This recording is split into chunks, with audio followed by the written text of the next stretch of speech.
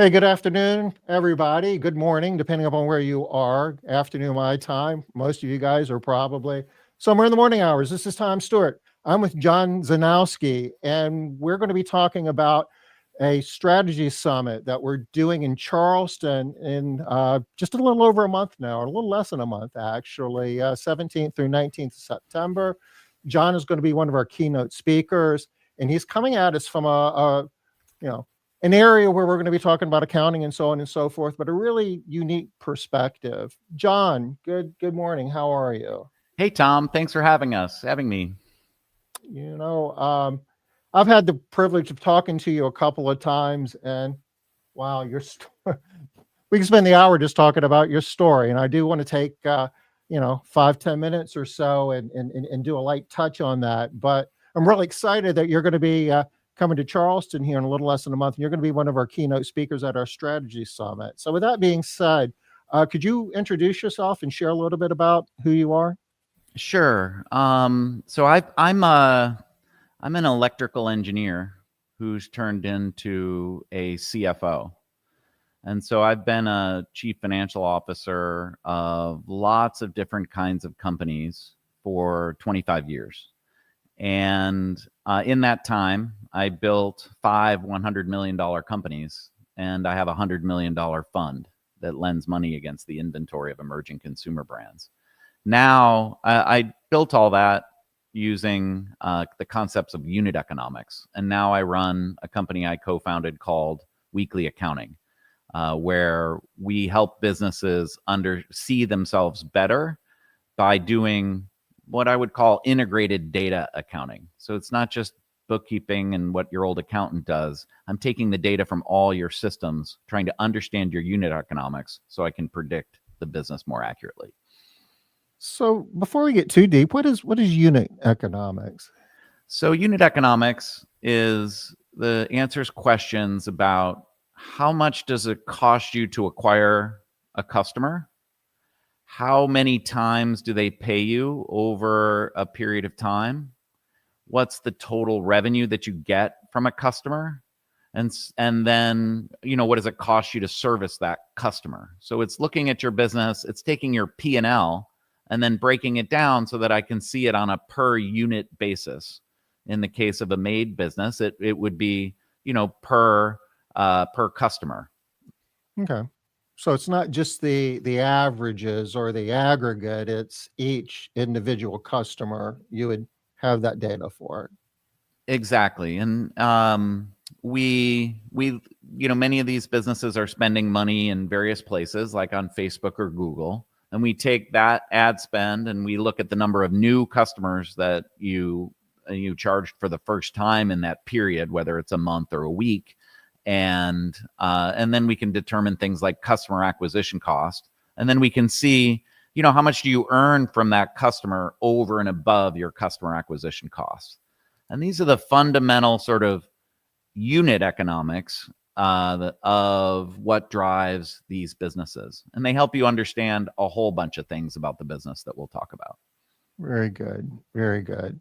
Well, all of this is going to be explained in more detail at our strategy summit in September. I want to take just a minute and get to that before our whole discussion gets away from us. This is something unique, something that we've never done before. Made Central's never done before. I've never done before, and I've done a lot of presentations in the house cleaning space over the years. We wanted to do something that was more than just the tactical stuff of we're going to show you some hacks and you're going to take it back to your business next week and implement. We're going to have some tactical sessions, but the thing that really makes this unique is we are having a full 3-day event, and we've got 3 thought leaders in various disciplines who are going to be speaking to us from more of a strategic perspective. And I say strategy, it's more about the future. Where is the industry going? Where do we as leaders, as CEOs of our businesses need to be putting our thought and our efforts to be prepared for the opportunities that are going to be coming in the months and years ahead, and the threats that are going to be we're dealing with in the months and years ahead.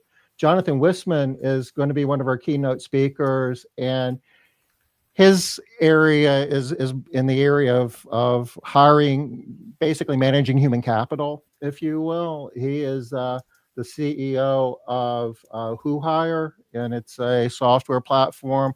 To say it's an applicant tracking system really doesn't do it justice. It uses a lot of AI technology to help find the best candidates.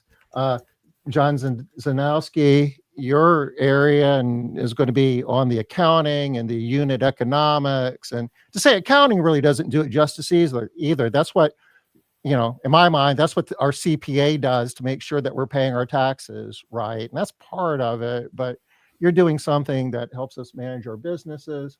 Matt Ricketts, number of Matt. He runs a very strong. He's one of the strongest operators I know in this industry, and he's going to be talking about his journey.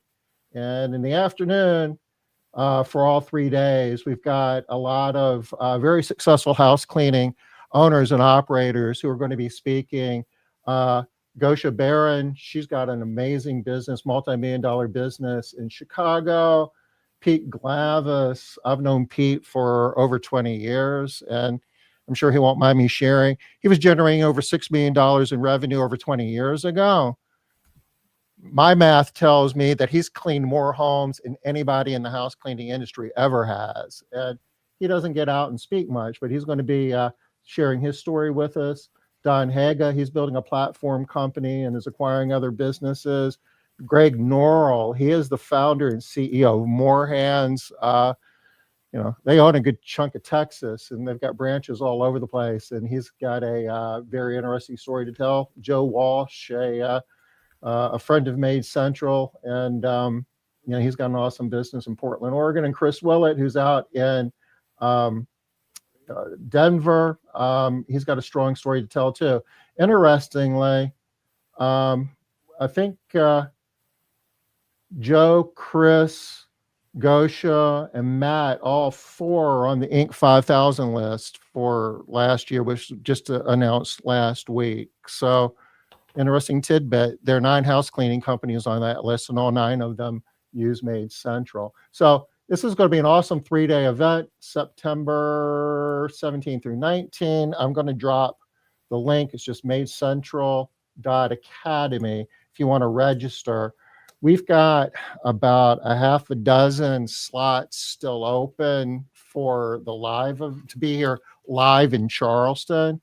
If you can make it, I would encourage it. It's going to be an awesome experience. But if you can't make it to Charleston, you can still register for the live stream event. And we've got an infinite number of those registrations. So if you want to come to the event live, I would suggest jumping on that before we're completely sold out.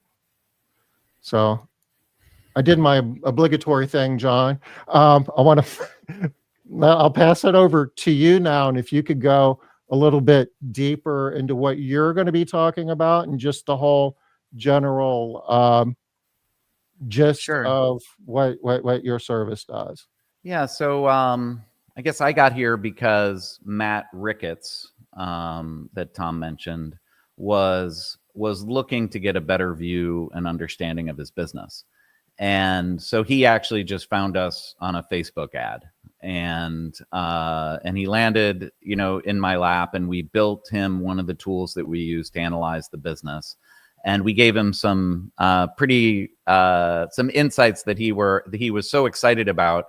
He's referred us to like 3 or 4 other made businesses that he knows. And so at the presentation in September, I'll be benchmarking these businesses against each other in terms of their revenue and revenue growth, their customer life, average revenue per customer, and things like that. And this will be a little preview that I'll give here of, trying to understand that. So since you're sharing the screen, I'll just jump right in. Running a business feels like driving a car with a dirty windshield, doesn't it, Matt? And for some reason, your accountant's cleaning the back windshield of the bus, aren't they? And you mentioned that really people just go to their accountant to keep them compliant with tax, to file their taxes. And most people don't really look at their P&L to run their business. So they look at data from other business applications, and trying to see through that, unless you're like a data genius, is like trying to see through the matrix. And so people make decisions with bad information, and they can't figure out why they're not growing and why maybe cash balance is dwindling. And so it feels like you're spraying cash out the muffler to make the car go faster. Has it ever felt that way for you, Tom? Oh, absolutely, it does. And most CPAs, I mean, it's their job to pay your taxes, right? And it's their primary mission. And the financial statements they give you work great for that. But the idea of breaking out cost of goods sold from other operating expenses and doing anything in a timely manner, by the time you get information from your CPA, it's such ancient history that you've missed any opportunity to make smart decisions about your businesses. And it's not granular. It's all just it's aggregated, high level stuff. It's not separated in a way that makes it useful, and it's old. That's right. And the way I say that, it might surprise people. Tom, do you know like the map that the accountants use, the income statement, the balance sheet, and the cash flow statement? Do you know when that was invented? Does that go all the way back to the double entry accounting thing? There was some just guess what year. Was it in the 1500s? That's pretty good. A lot of people don't guess that far back, but it's even worse than that. The map that CPAs and accountants use is the income statement, the balance sheet, and the cash flow statement. And what pops in your head when you think balance sheet is literally documented in this book that was published 500 years ago. And so that's why I say since then, for 500 years, all accountants have done is make more rules. So I say a CPA is a license to do your books in a way that doesn't help the business. And I've said that to partners at KPMG, and I've said that to partners at Ernst & Young, and nobody can argue with that because their intention is to keep you compliant with tax and GAAP. My intention is to help everyone see their business better. And so with this method that I developed as a sonar engineer, I was able to help 5 early stage companies. Maybe it was from 0 to a couple million in revenue when I got there. All 5 of these companies went to 100 million in revenue.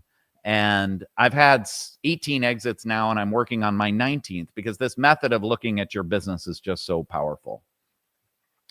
Does that make sense, Tom?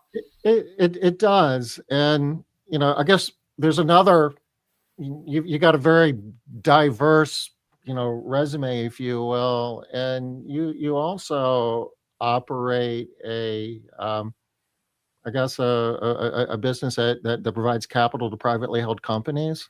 Yeah, so that is Assembled Brands. I'm a co-founder of Assembled Brands. It lends money against the inventory of emerging consumer brands using my unit economic methodology.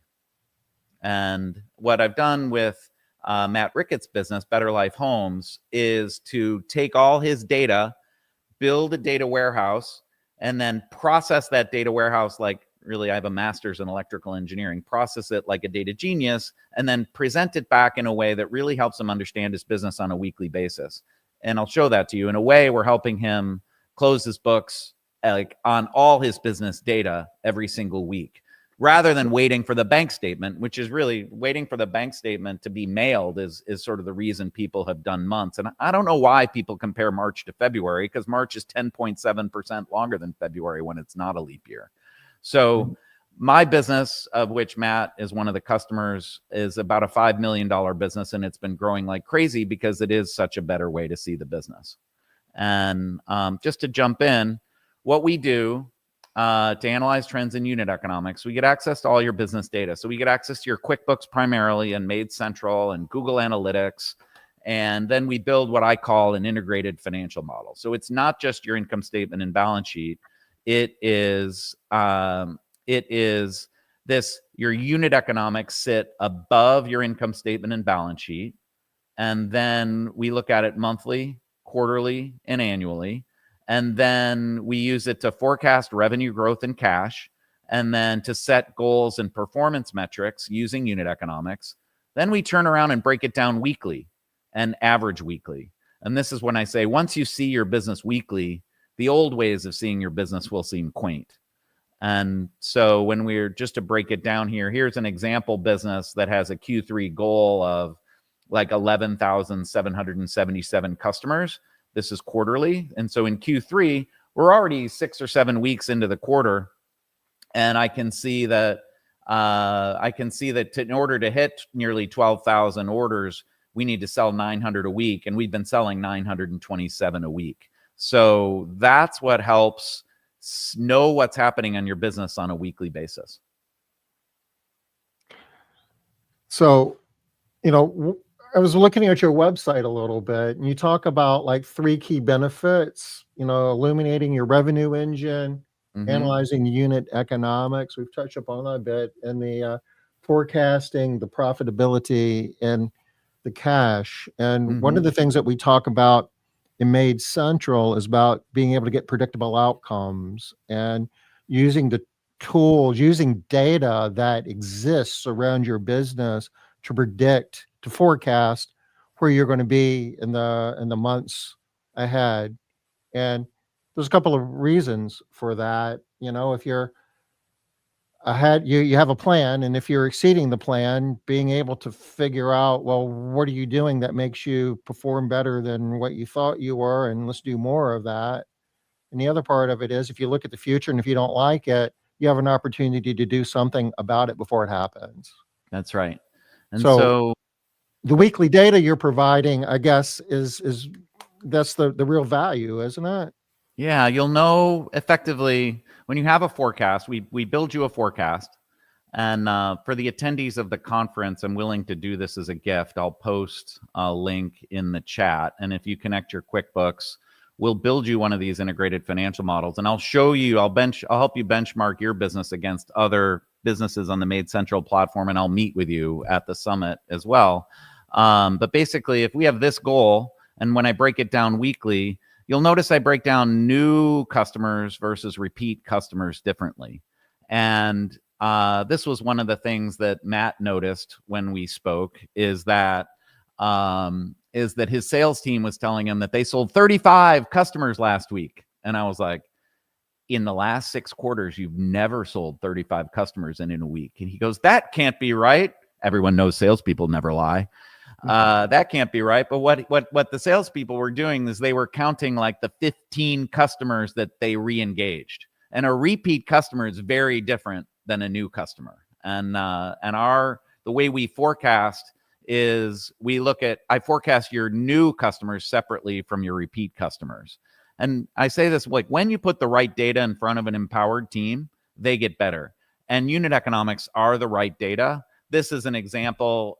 It works in every kind of business. This is 100 therapists going from 4 care hours a day to 6 care hours a day when we put the right data in front of them.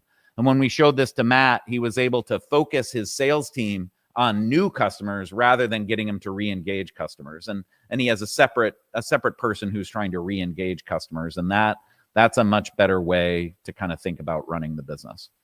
Does that make sense?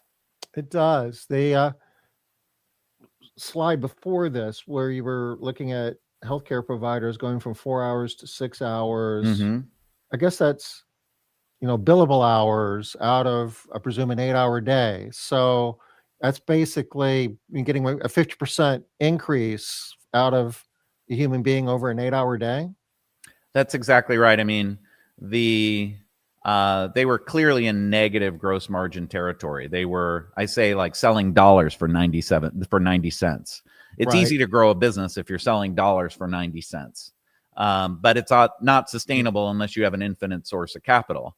And you're not going to make it up on volume either. And you're not going to make it up on volume. And so, well, let's dive in to kind of, I think Matt Ricketts has been so kind as to let us use his numbers. What I sort of want to start to show, and just going to show some of his charts. So here's his integrated financial model, and this is what our software does. So if somebody, I'll put the link in the chat, but if somebody goes here, they would connect their QuickBooks, and then I would build them an integrated financial model, and we'd set up a time for them to meet. And this is how we met Matt, and I built this for him as a gift, and then met with him. And so, like I said before, here are and I'm going to zoom out here so we can sort of see it like I showed it on the chart. But basically, here's the monthly history since 2023. Here's a forecast that goes through the end of 2025. And then I look at it quarterly and annually. And then the key metrics of unit economics that's above the income statement and the balance sheet. And then we turn around and break that same set of numbers down weekly. So I can tell you through the week of August 16th, Matt is averaging 19.1 new customers per week when his goal is 18.9 new customers per week. And this has been profound for him to really focus his team on doing the right things to acquire new customers and getting his sales team focused on that. As I jump into this, one of the things I think about is this is the way we think about unit economics. And so unit economics basically are focused on what money do I spend to acquire new customers? For a lot of these businesses, some of them do a little bit of Facebook and Google advertising, and then a lot of it comes from word of mouth. So we just take that little bit of advertising spend and then the payments from new customers to get to a customer acquisition cost. So for Matt's business, when I flip over to, I wish I would have checked that beforehand.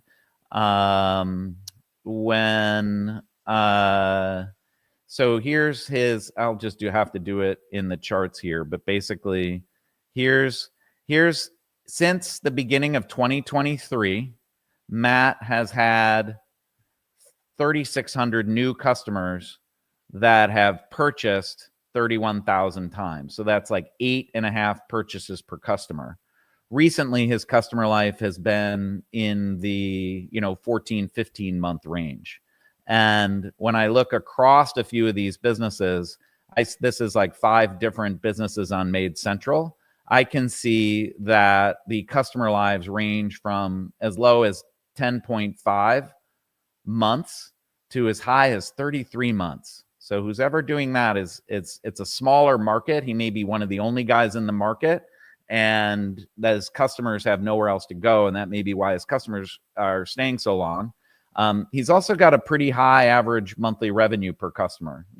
These are, so this would be customers like if you see them once a week, for $100, that would be like $430 a month. If you see them twice a week, or if you see them twice a month, that would only be $200. So the average monthly revenue per customer across these companies averages about $389, but it goes from about $320 to $491. And this is the kind of analysis we can pull out of the numbers. And that just demonstrates how profound your monthly churn rate, your monthly customer attrition rate affects your revenue. You're stacking recurring customers, but the difference between 16 months and 33 months, you're going to have same sales rate. You're going to have twice as many customers with 33 months as opposed to 16. That's exactly right. And your churn rate really limits your growth. I was able to fix these charts in real time. So this is sort of the money that Matt's been spending monthly, maybe somewhere between $30,000 and $40,000, and he gets somewhere between 50 and 100 new customers per month. You can see, maybe since we've been working with him, it's sort of ticked up a little. I can click over here and add in July now. And so, so July, a little tick down with seasonality. But then here's this customer acquisition cost. And you can see each month the customer acquisition cost varies widely, but cumulatively it looks like he's spending about $300 to acquire each customer. And then the real interesting part is the purchases per customer. So this is cumulative purchase per customer, which I mentioned for him was about 8.6. But, when I look at these samples of data over the last year, I can see that he is trending towards about the 15 months, of life per customer. And this is the kind of data that really drives how we forecast. So in this forecast, we can see he's been adding, in Q3 last year, he added 388 customers. And right now we're forecasting 246 customers for the period. And those 246 customers means I need to get, like I said, 18.9 per week. So I'm just a little bit ahead of that. And every week we sort of tune the forecast. So we know down here is his cash forecast. So we know he's not going to run out of cash. Or we know kind of, where should we be spending more on ads or something like that. Does all that make sense? It makes a ton of sense. And with this data, you can do your marketing spend with a lot more confidence. You know how much you can afford to spend and still get a return. And there's a really important part about this that people that I spend a lot of time talking to people about. And that is that the size of your business is not determined by the size of your market. It's determined by the size of the channels through which you can profitably acquire customers.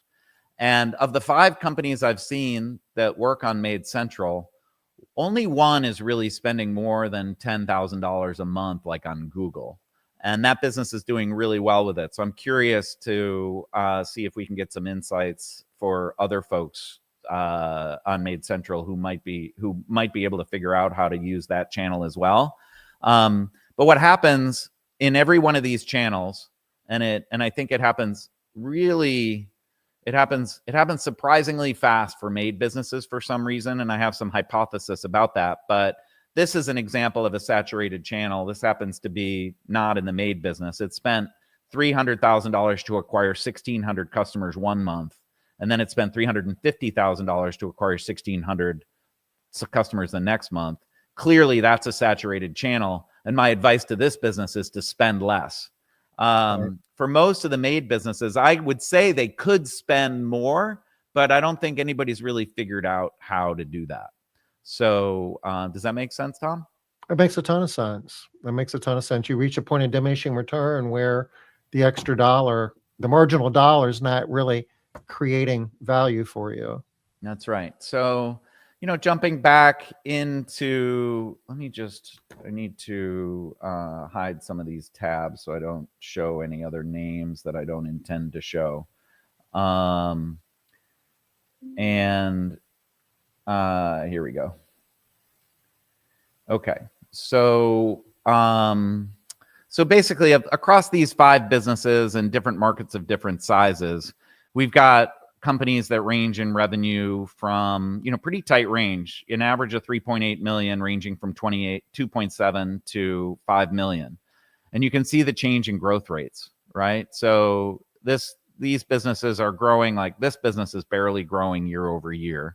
And you can see I pull all this data out from 2023 and compared to Q2 over Q2 is what this is. And so some of these businesses are growing quite nicely, and others probably could use some additional support to learn how to do that. One of the big limiters of growth is this churn rate. So if I come over, when I'm making a forecast, I basically take these and I say, all right, I'm going to take my ad spend divided by my customer acquisition cost, and that gives me the number of new customers. So I can change the amount I spend on ads, but usually if I spend more on ads, maybe the customer acquisition cost will go up. And so that's, we sort of tweak and play with that over time. And so that I do new customers separately from the repeat customers. The repeat customers, I really just I look at this chart and I say, for every customer that comes on board for the first time, I can expect them to pay me in about 14 or 15 months. So then I use basically this sort of repeat customer rate, for 14 months, it would be like 93 to 95%. And I can see we're giving him a little bit more credit for like in the future. And there may be some seasonality associated with that, but this is how I forecast the repeat customers. It's surprising to people when I say things like, you really can't affect repeat customers as much as you think you can. That's sort of in the nature of how you're providing the service, where you acquire them, what market you're in, all those different things. And the way I sort of sample these things, I think it's useful to just show this example. So here's a company that has had 50,000 customers that have purchased 85,000 times.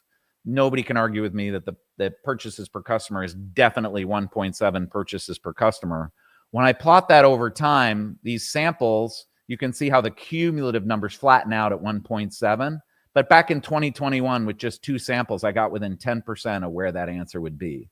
And so as I look at Matt's business, when I chart it this way, you can see his customer life has been growing, right? Here it's 8 or 9, and then something changed here. And now we've got customer lives that are, hovering, probably averaging around 15. So when I'm forecasting Matt's repeat customers, I'm expecting it to be in the 15 to 20 range. And then that gives me a forecast. I know I'm on track because if my repeat purchases for Q3 is 3361, I pop over to the MMM, which is Monday Morning Metrics, and I can see that in order to get 5,600 new customers, look at that. That's number of invoices. Yeah, I have to do it by number of invoices here. So his number of invoices that I want to get here is 5,600 invoices, and he's on track right now, which is 436 per week. He's a little bit below that at 426 per week. And so, yeah, I know people don't bill monthly. And so then I have like the number of invoices, the average number of invoices for these customers is like 1.6 per month. And so some of the customers are probably getting 4 per month and some are only getting it once per month. And that gives you the blended average. Does that make sense, Tom? You can slow me down. I know there's no, this is good. And there's a lot, there's a lot to unpack here, and there's a lot that you're kind of doing behind the scenes, because you're breaking numbers down. Well, these are monthly numbers. You got other numbers that are weekly numbers, but to get the weekly numbers, you have to take some monthly numbers and allocate it out.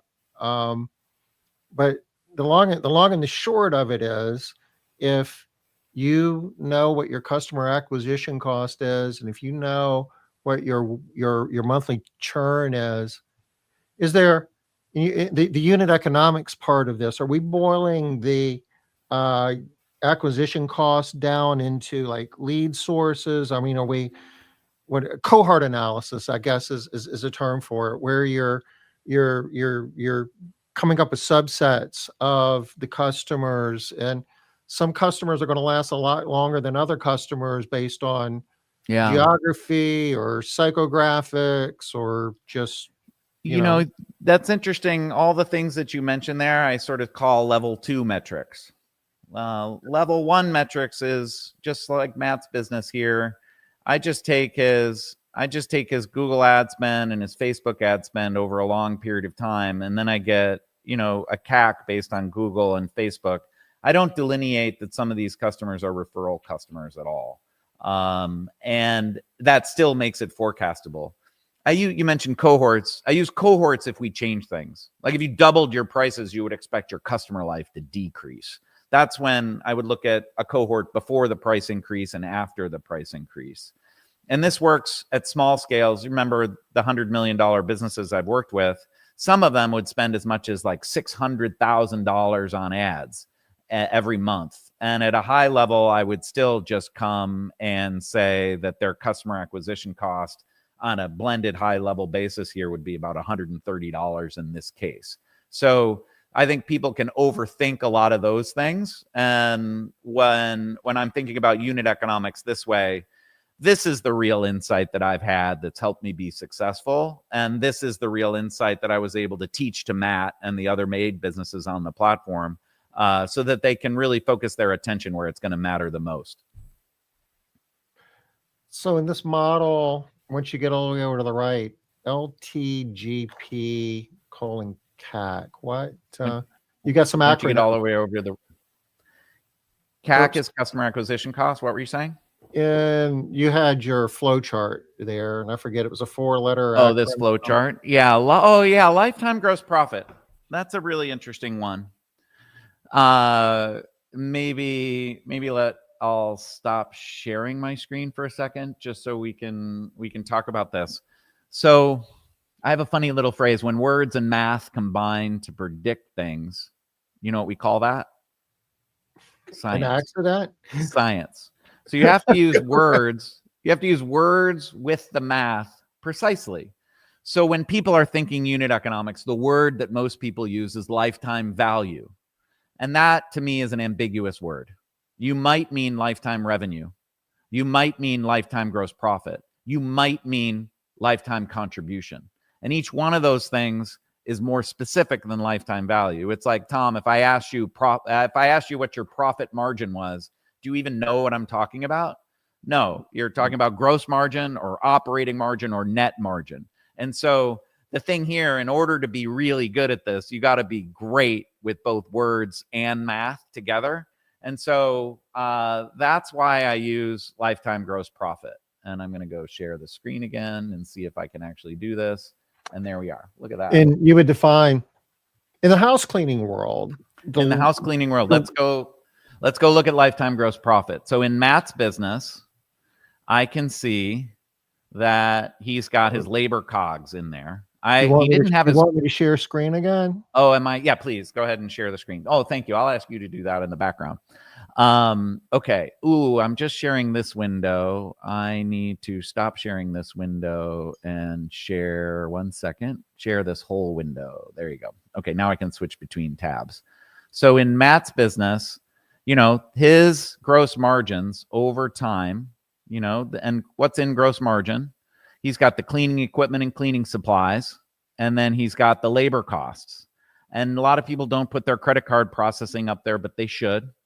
And then when somebody damages something, he's got to reimburse that.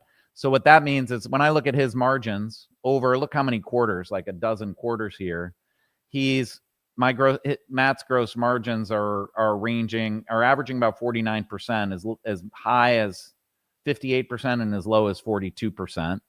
When I look at those charts down here, there's his gross profit. There's the gross margin. So you can see how it fluctuates. There's something weird that happens here, and I would go double click on that and try to, looks like a December thing. He might have paid bonuses or something, which should have been accrued over time. That would have been better. But basically, yeah, you can see here the same chart that I'm showing in numbers here, about 49%. Now, when I look across these businesses, I would say most of the people are doing accounting pretty similarly. Because across these 5 businesses, the average margin is about 51%, ranging from 45 again to probably this 58%. And so you know more about this business than I do, these businesses than I do, Tom. Do you think it's about right that the labor that is basically in a real world, what this is saying is for every dollar the customers are paying them, they have 51 cents, 58 cents, whatever it is left over after they pay their technicians, pay for cleaning supplies, pay for their merchant account fees, all the variable costs. They clean one more home, that, one minus that gross profit margin is going to be expense. And whatever's left over is to cover all their other costs, their rent, their office help. And once all that's covered, it flows down into profit. So if you're already covering your operating expenses, that money is that extra 49 cents or whatever is going right to the bottom line. And controlling that variable cost, that cost of goods sold, making your gross profit percentage goes up, is a lot of what we talk about, John, and what we do in the whole purpose of Made Central. It's not about how many homes you clean. It's about how much profit you can generate off of that.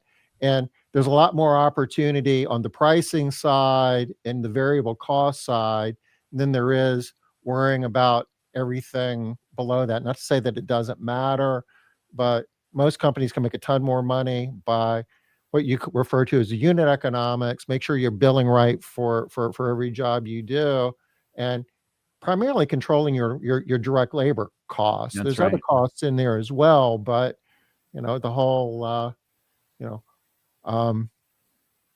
point is, forget the guy's name, the bank robber. Why do you rob banks? That's because that's where the money is. That's where the money is. Yeah. So this getting your pricing right and managing it against your labor rates to get to about a 50% margin, it looks like that's what these businesses do. You know what then, Tom? I add something else to the P&L. I've mentioned the word before, contribution. So contribution is like, so I got my revenue and I have my labor cogs and my credit card costs, and then I have gross profit. I think everybody understands gross profit. Then I just take all your sales and marketing expenses and I put that above a contribution line.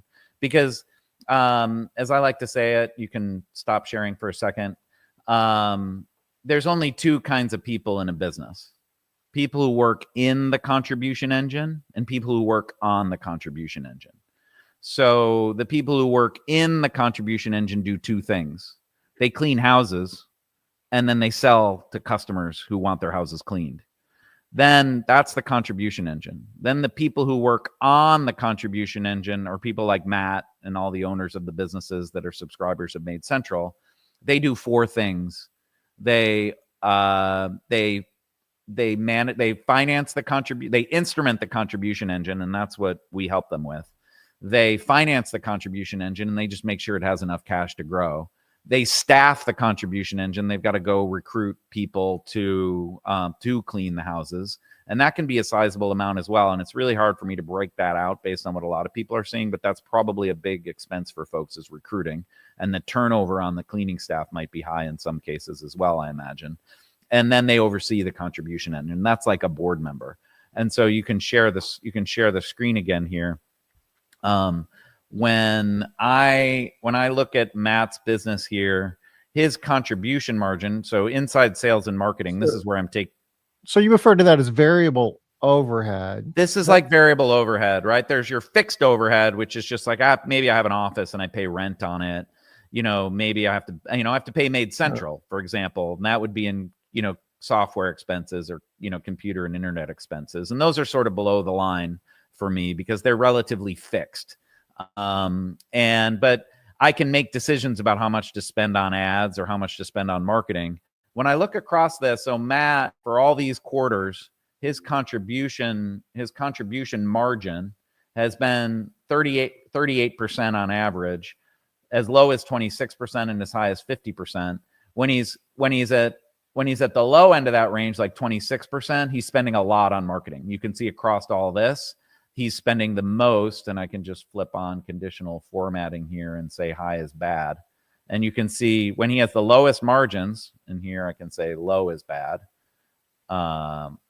And so you can see the correlation between high ad sales and marketing spend and low contribution margin. And then you can see what happens, when he's spending about, look at that, 102,000. Okay, because this is our Q1, Q2. Yeah, he's been spending on average. That's interesting. He's been spending that on average. Yeah. And so you get higher contribution margins. Does that make sense? It's bad for that quarter, but the recurring revenue that you're getting off of the sales for that quarter might be making your numbers look better for the next 16 months on average. Maybe, and that's a really important question. Or, like I said before, you're spraying cash out the muffler to make the car go faster, right? And the efficiency of your ad spend is something else we can dive into. But if I was going to jump across these businesses, I just highlighted, this is like the contribution margins 2023, 2024, and 2025 for these businesses. It's a pretty tight range. And this is, I do this analysis across a lot of different industries. So green is better.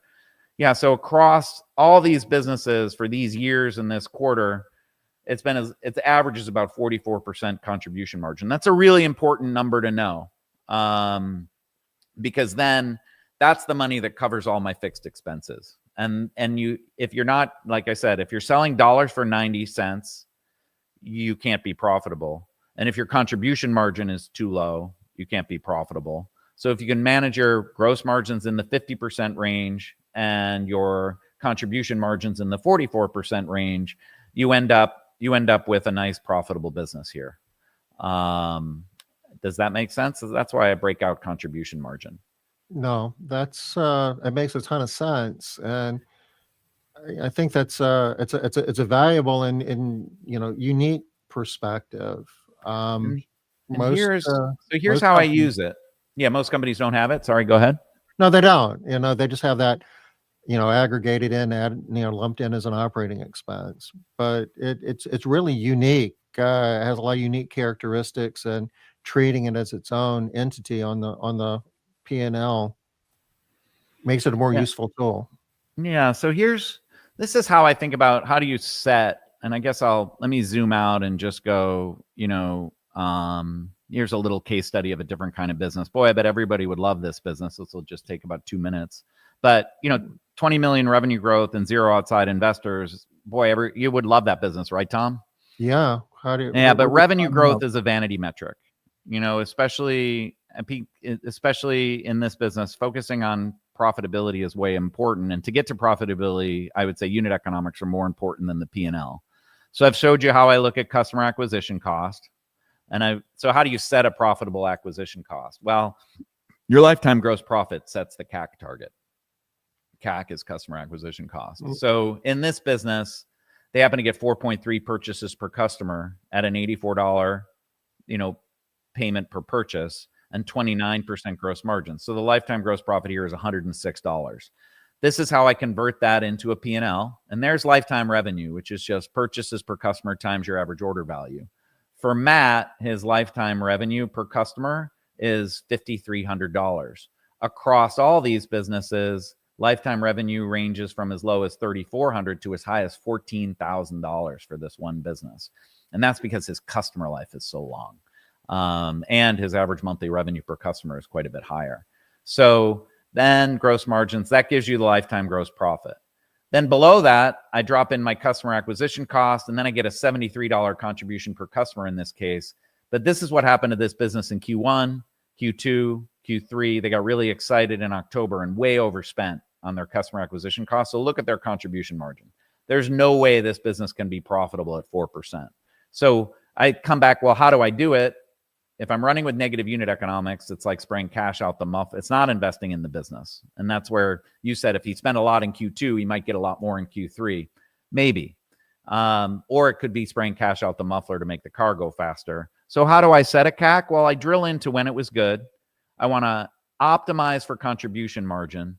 And then I add it in here and I say, all right, I need to translate this into something that digital marketers can understand. And I'm like, okay, spend less than $25,000 per week and maintain an on-platform ROAS of 53. And, return on ad spend here is there's a lot of nuance in that. The reason your ad spend people need the ROAS number is because it's real time and it's measured on Facebook and Google. ROAS is an acronym for what?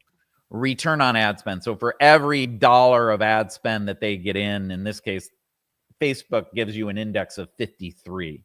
This isn't a real number because it's not tied to your cash. So I think of it like an index, but it's a way to communicate with your ad spending people to tell them what I'm really focused on is CAC and maintaining. But the problem with CAC is I need data from QuickBooks and Facebook and Made Central to figure out a customer acquisition cost accurately. But then it is tied to cash. And so in this case, I just have to blur my eyes and look at this and say, oh, I need about a 53 ROAS. Then I can go tune that with them weekly. So you can see this is more than just accounting, but I do maybe I'm drilling in a little bit too far there. The point here is there's lifetime revenue. Here's lifetime gross profit. And you can see the range that they have there. And then all of that translates into, if I drop this and subtract, if I take the lifetime gross profit minus the CAC here, this is lifetime contribution. And right. So this is like every new customer that pays you once, this business can expect $1,500 for them, and this business can expect $7,200 for them. So in the part there, I guess there's a cash flow component of this because the money you spent to get that customer happened today. You might be waiting 16 months to get that $2,300 worth of contribution. Yeah, and that's why I talk about first purchase contribution.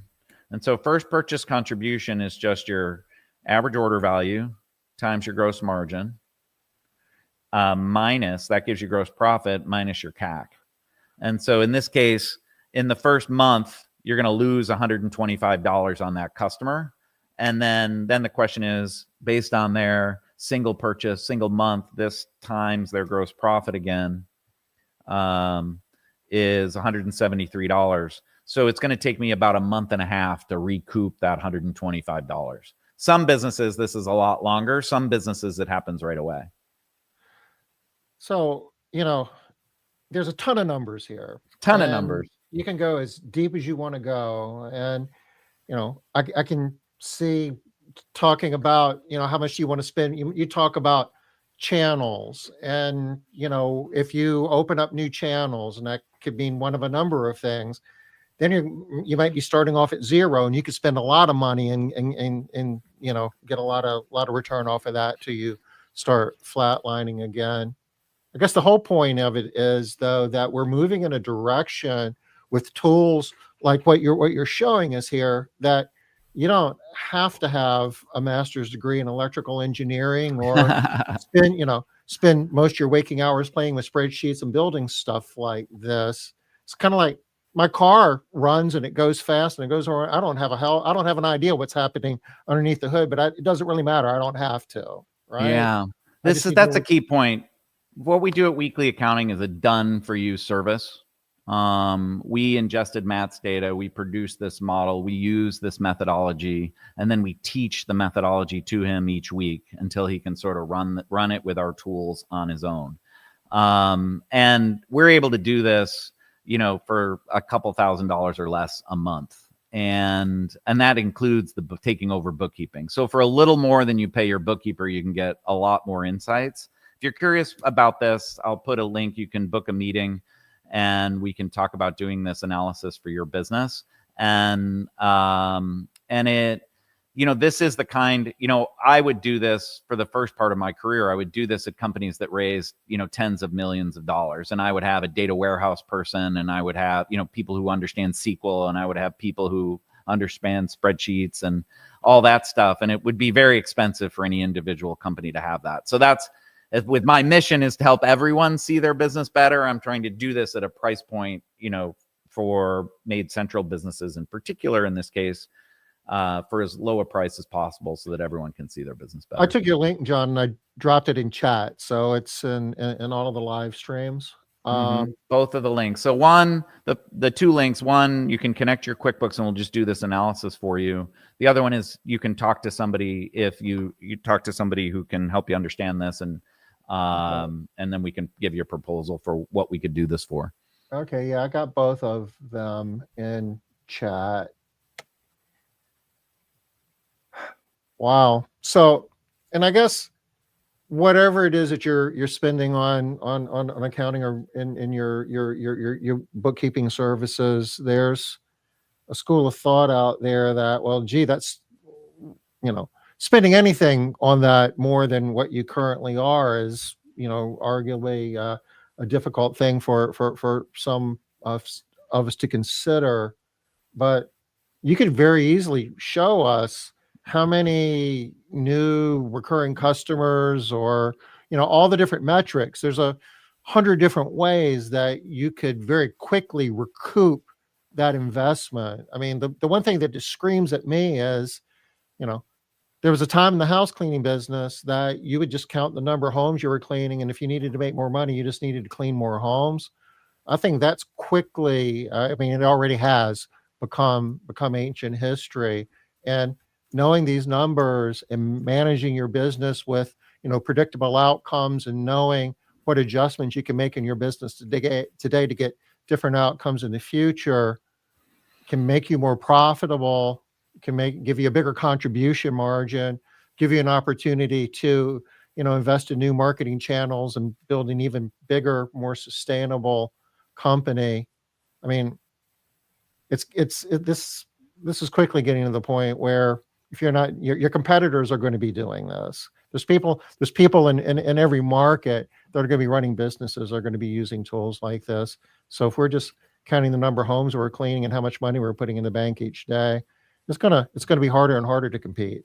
And I think, there's definitely, we seek win-win relationships, and so to to do this analysis. If somebody connects their QuickBooks, we can do this analysis for free, and then keeping it updated, we can make it work. And there's just no way you won't get insights that are worth more than what you're paying here. And that's why my business has been able to grow this way.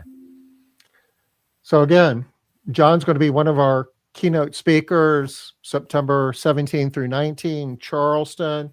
MadeCentral.academy is where you need to go to register.